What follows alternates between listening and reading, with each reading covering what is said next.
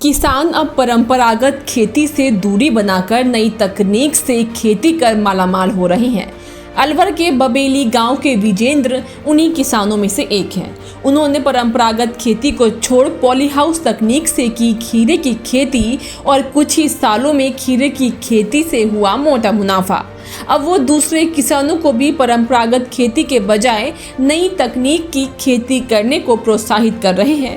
विजेंद्र एक सीजन में 100 टन फसल पैदा कर खेती से मोटा मुनाफा कमा रहे हैं। हमने हमारे फार्म हाउस पर 2 पॉली हाउस लगवाए। एक 2000 वर्ग मीटर का है।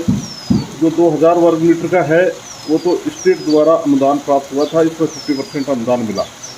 दूसरा 4000 वर्ग मीटर का है जिसमें केंद्र द्वारा अनुदान प्रदत्त है, इसमें 70% अनुदान प्राप्त हुआ।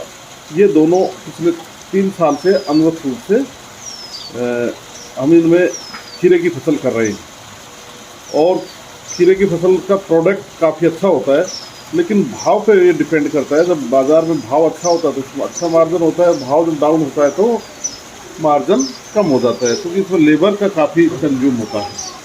दूसरा मैं कहना चाहूँगा कि 3 साल बाद इसमें एक नीमा तोड़ की प्रॉब्लम पैदा होती है। उसके लिए मेरा सुझाव है कि हर साल मई और जून में मिट्टी का सोलराइजेशन किया जाना चाहिए। कम से कम 1 महीने पूरी तरह पॉली हाउस को बंद रखना चाहिए, ताकि वो कीटाणु जो उस पौधे में नुकसान पहुंचाते हैं उन कीटाणुओं को नष्ट किया जा सके।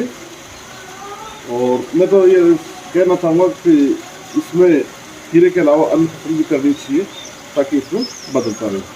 विजेंद्र पिछले करीब 4 साल से अपने गांव बबेली में पॉली हाउस पर नई तकनीक से खेती करते हैं। पानी के गिरते भूजल स्तर के चलते वो नई तकनीक ड्रिप सिस्टम का भी इस्तेमाल कर खीरे की खेती कर रहे हैं। हालांकि खीरे की खेती में कम पानी की जरूरत होती है, लेकिन ज्यादा गर्मी पड़ने पर पानी की डिमांड भी बढ़ जाती है। खीरे की फसल 45 दिन में तैयार हो जाती है, जबकि इसकी कीमत 10 से 15 रुपए प्रति किलो होती है, जिससे किसानों को अच्छा रिटर्न मिलता है। साथ ही इस तकनीक से खीरे की फसल का प्रोडक्शन भी बहुत अच्छा होता है। हालांकि इसकी कीमत मंडी के भाव के ऊपर निर्भर करती है।